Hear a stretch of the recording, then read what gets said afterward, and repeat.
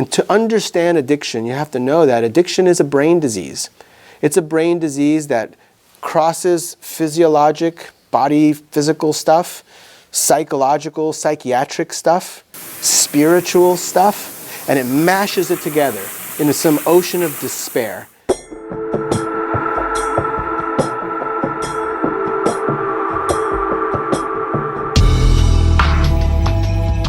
Hello, my name is Dr. Mario San Bartolomé. I'm an addiction medicine specialist and family medicine doctor, and I want to introduce to you a new series around substance use disorders that I think is very important for anybody to know about, whether you are an adolescent, a parent, somebody that's a professional and concerned about your employees, and maybe even someone that's a legislator making decisions. All of these topics that we'll be covering in the series are important for you to know, because our country now and the world at large really is faced with an epidemic that really requires all of our attention and all of our effort, and that is addiction.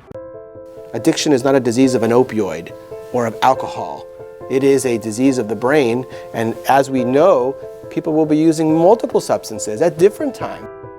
If you went to a doctor's office and you had diabetes, the expectation would never be, hey, give me some insulin, thank you, I'm done.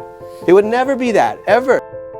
If you're a Medicaid beneficiary, you are almost twice as likely to receive a prescription for an opioid. If your grandpa breaks his hip for the second time, don't ask, how do I fix the hip? Say, why is he falling? And is it the vodka at night? Is it the sedative he's using to go to sleep each night?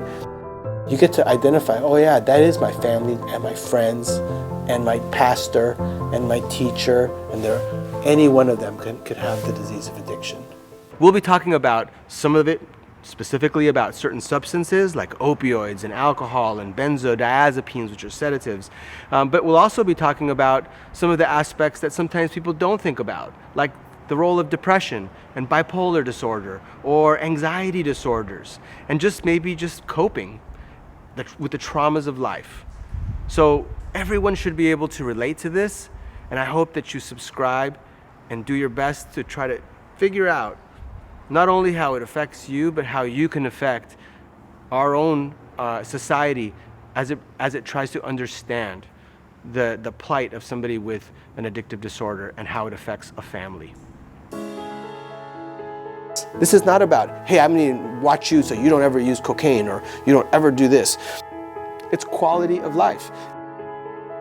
And at the end of the day, quality of life for when I'm talking to my families and my patients, what I'm saying to them is it's not something I'm probably going to measure, but it's going to end up being, are you at a place in life where you can love and be loved?